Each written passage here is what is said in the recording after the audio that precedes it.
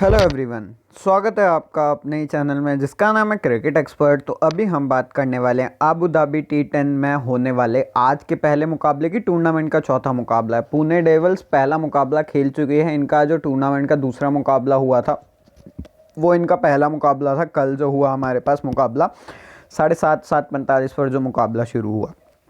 Main बात यह है कि कालंदर खेल रहा है अपना पहला मुकाबला, प्लस साथ में यहाँ पर तीनों मुकाबलों में क्या देखा आपने, चेस करते हुए टीम जीती है। विकेट्स इतनी नहीं गिरी बट बैट्समैन ने बहुत ज़्यादा बढ़िया परफॉर्म करा है। पुणे डेविल्स के प्लेयर्स ने बढ़िया परफॉर्म करा है। एन हुसैन बांग्लादेश का प्लेयर बहुत तगड़ी बॉलिंग करते हुए 3 विकेट उसने चिटकाई हैं। बट अगर आप देखोगे वैसे ओवरऑल अगर आप विकेट सेक्शन की बात करोगे तो इतनी विकेट्स नहीं गिरी हैं।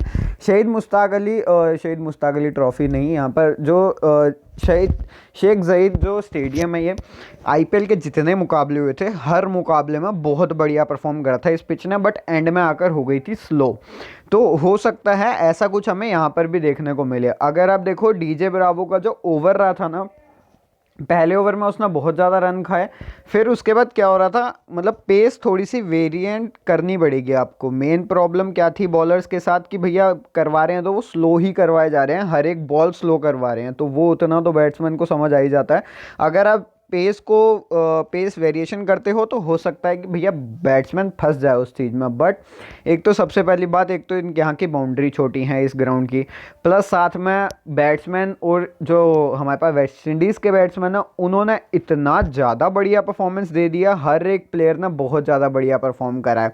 अभी यहाँ पर हम पूरी की पूरी डिटेल डिस्कस कर लेंगे। अपडेट आपको टेलीग्राम पर देखने को मिल जाएगा। टेलीग्राम का लिंक आपको नीचे डिस्क्रिप्शन में मिल जाएगा, वहीं से आपको टेलीग्राम पर जुड़ना है। अब यहाँ पर अगर आप देखो चौथा मुकाबला है टूर्नामेंट का, खेला जाएगा पुणे डेविल्स और कलंदर्स के बीच में। शेख ज़ायद स्टेडियम में मुकाबला हो रहा है अबू धाबी में। 3 बजे लोकल टाइमिंग, इंडियन टाइमिंग 5:30 बजे। अभी से करीब करीब 3 घंटे के बाद आपको मैच लाइव देखने को मिलेगा। अब यहाँ पर अगर मैं बात करूँ, पुणे डेविल ने बहुत बढ़िया तरीके से रन चेस कर लिए हैं और जो बढ़िया स्पेल रहा था नसीर हुसैन का रहा था। 3 विकेट इसने झटकाई हैं और 18 रन दिए थे। तो ये आप देख कर चलो कि कुछ एक आधे प्लेयर्स आपको बढ़िया perform, bowlers as a bowler कुछ एक आधे प्लेयर्स आपको बढ़िया परफॉर्म करके दे देंगे। कालंदर्स के पास बहुत बड़े बड़े नाम है। टॉम बेंटम सबसे बड़ा इनका नाम है, उसके बाद सिमित पटेल आपको पता है। अगर आपने बांग्लादेश प्रीमियर लीग खेली है, अगर आपने श्रीलंका प्रीमियर लीग खेली है, श्रीलंका प्रीमियर लीग में इतनी बढ़िया परफॉर्मेंस रही थी ना इसकी दर्शन शनका के साथ हर एक मैच, और टीम जो पहुंची थी फाइनल या सेमीफाइनल में सिमित पटेल और यहाँ पर दर्शन शनका की वजह से ही पहुंची थी। सिमित पटेल स्पिनिंग ऑप्शन बहुत तगड़ा है। सिमित पटेल हिटिंग ऑप्शन बहुत ज़्यादा बढ़िया है। डैनियल बेल की अगर मैं बात करूँ, एक बढ़िया पिक है। इंग्लिश मैन, काउंटी क्रिकेट खेलता है। शाहिद अफरीदी खेलेगा नहीं, तो ये देख कर चलना। वेदर रिपोर्ट की अगर मैं बात करूँ, 26 डिग्री सेल्सियस आपका टेम्परेचर रहने वाला है। प्लस साथ में अगर मैं बात करूँ ह्यूमिडिटी 54% की है। पिच रिपोर्ट की अगर मैं बात करूँ तो सिर्फ और सिर्फ बैट्समैन फ्रेंडली पिच है। बॉलर्स के लिए इतना कुछ है ही नहीं, बॉलर्स के लिए रखा ही नहीं हुआ है इतना कुछ। अगर आप बात करोगे बॉलर्स के लिए क्या है, तो बॉलर्स के लिए कुछ भी नहीं है, बैट्समैन के लिए बहुत ज़्यादा है। बट मेन बात यह है कि अब धीरे धीरे पिच टूटने लग पड़ेगी। एटलीस्ट अगर आप देखो कल भी 60 ओवर के मैचेस हमें कंप्लीट होते हुए दिखे हैं। अगर आप देख लो कि एंड में आकर चलो चेस करते करते 5-10 ओवर वहाँ चले गए होंगे, बट स्टिल मैं ये कहूँगा 60 ओवर के मुकाबले 60 ओवर पुरानी पिच हो चुकी है अभी है। चाहे बॉल नहीं रहती है, बॉल 10 ओवर्स के लिए वैसे कुछ भी नहीं होता, बॉल को 10 ओवर में कुछ भी नहीं होता। अगर आप ओडीआई की भी बात करो तो मेन बात होती है कि ओडीआई में इतनी पिटाई नहीं पड़ती है 10 ओवर में स्टार्टिंग में, तो इस वजह से वो थोड़ी सी नहीं मतलब थोड़ी सी पुरानी हो जाती है कि भैया बॉलर ही बॉलिंग करवा रहे हैं। बट अगर आप देखो यहाँ पर, तो यहाँ पर बॉल इसलिए पुरानी हो जाती है भैया हिट ही इतना ज़्यादा करते हैं ये प्लेयर्स। अब एवरेज फर्स्ट इनिंग स्कोर की अगर मैं बात करूँ, 115 रन जो पहले 2 मुकाबलों में, तीसरा भी मान लो तो 120 एवरेज है। अभी रिकॉर्ड ऑफ चेजिंग तीनों बार चेस करते हुए टीम जीती है। शाहिद अफरीदी नहीं खेलेगा ये वाला मुकाबला, वीज़ा में थोड़ी सी प्रॉब्लम आ गई है, तो इस वजह से यहाँ पर अवेलेबल ही नहीं है इस मुकाबले के लिए, वीज़ा ऑफिस से जाना पड़ेगा। फिर उसके बाद अगर मैं बात करूँ पुणे डेविल्स की, अगर हम बात करें 106 पर 3, एक बहुत बढ़िया पारी रही। 7 विकेट से मुकाबला जीत कर आए हैं। Tom cooler 12 run. फिर उसके बाद अगर मैं बात करूं केनार्ड ल्यूइस ने 57 रन की बहुत तगड़ी पारी खेली है। उसके बाद अगर मैं बात करूं चैडविक वॉल्टन आपके पास है 18 रन। फिर उसके बाद डी रसूली आपको देखो यहाँ पर अभी के लिए बॉलिंग इसने करवाई नहीं है, करवा सकता है बॉलिंग, पर चांसेस कम है कि ये बॉलिंग करवाएगा। उसके बाद अगर मैं बात करूँ, आपके पास आसिफ खान है, 7 रन इसने करे हैं।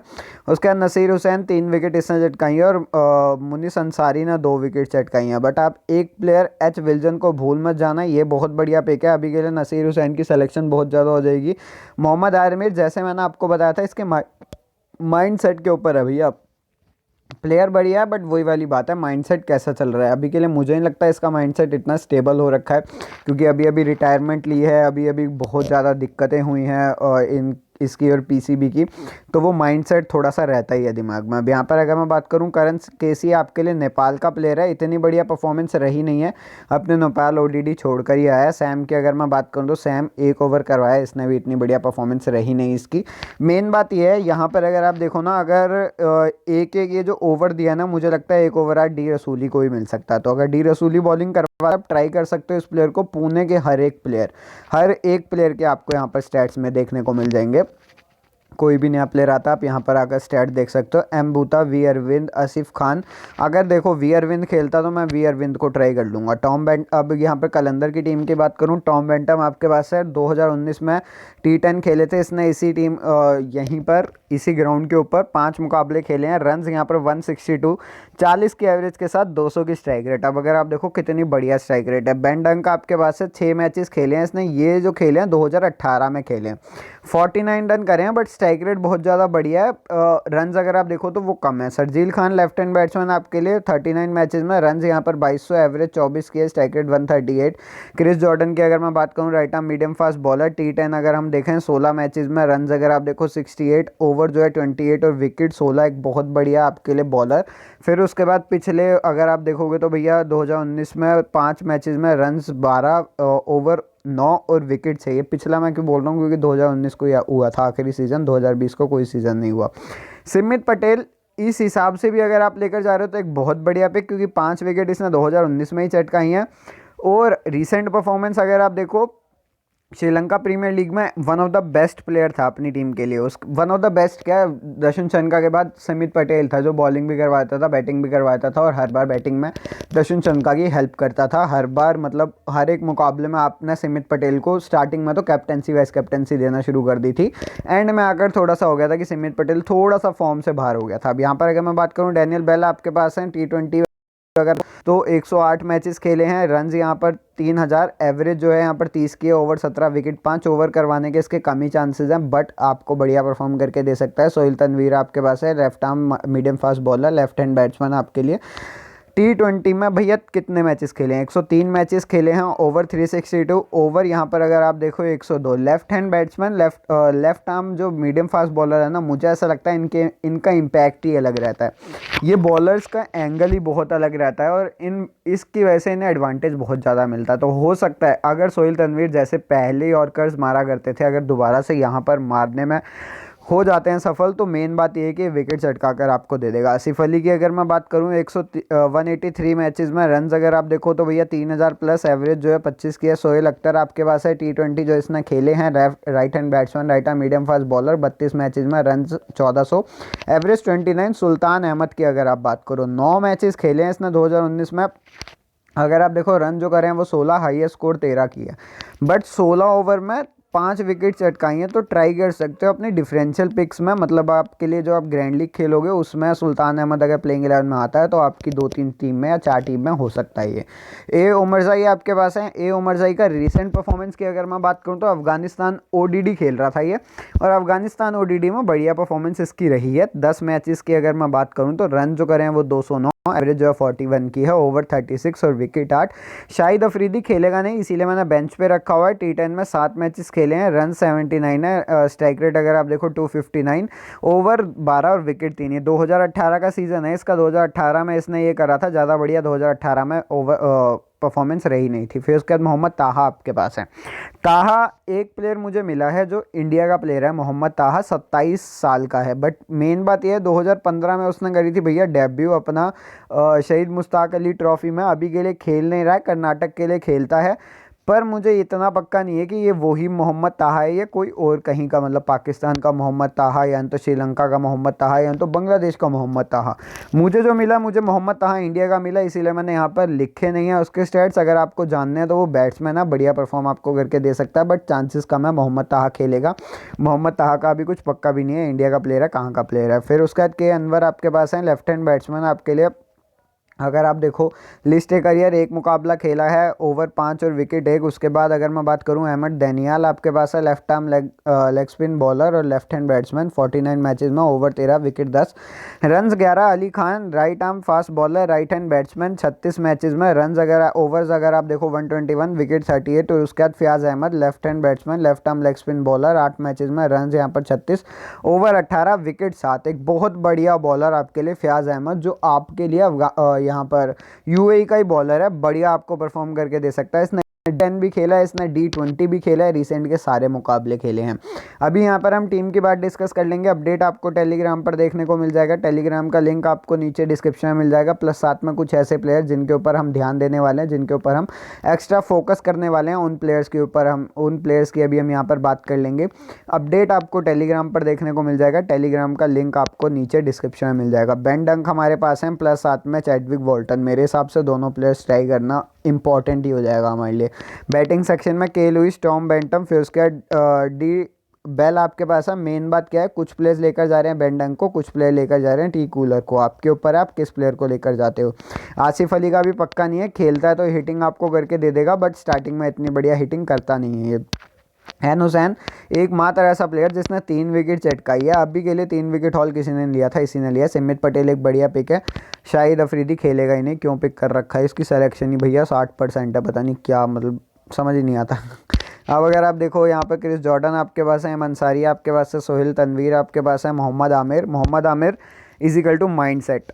मैं पहले मैच से ये बोल रहा हूँ, इस बंदे का माइंडसेट अगर ठीक होगा ना तो ये विकेट बहुत तगड़ी लेकर जा सकता है। अगर इसका माइंडसेट ठीक नहीं है तो आप ऐसा ही देखोगे कि भैया 10 रन प्रति ओवर विकेट दे रहा है, या तो 15 रन या 20 रन। तो ये आपके लिए सोच कर चलने वाली बात है कि इसे रखना है या नहीं रखना है। मेरे हिसाब से जो मैं टीम बनाने वाला हूँ उसकी अगर मैं बात करूँ तो डी, फिर यहाँ पर सिमित पटेल तक, फिर यहाँ पर अगर मैं बात करूँ क्रिस जॉर्डन, अहमद अंसारी और सोहेल तनवीर। एक आखिरी ऑप्शन या तो एच विल्सन को मैं लेकर जाऊँगा, एक ऑप्शन ये है मेरे पास। नीचे अगर आप बात करोगे तो अहमद रज़ा अगर खेलता, बट इसे अभी के लिए खिलाया नहीं जाएगा। मुझे यहाँ पर शाहिद अफरीदी को लेना भी नहीं है, तो मुझे क्रेडिट इशू कोई प्रॉब्लम भी नहीं है। अब यहाँ पर अगर मैं बात करूँ, मेन बात यह है मेरे लिए जो बैट्समैन है ना वो बचते हैं डी रसूली, ए खान। डी रसूली की बैटिंग आ सकती है।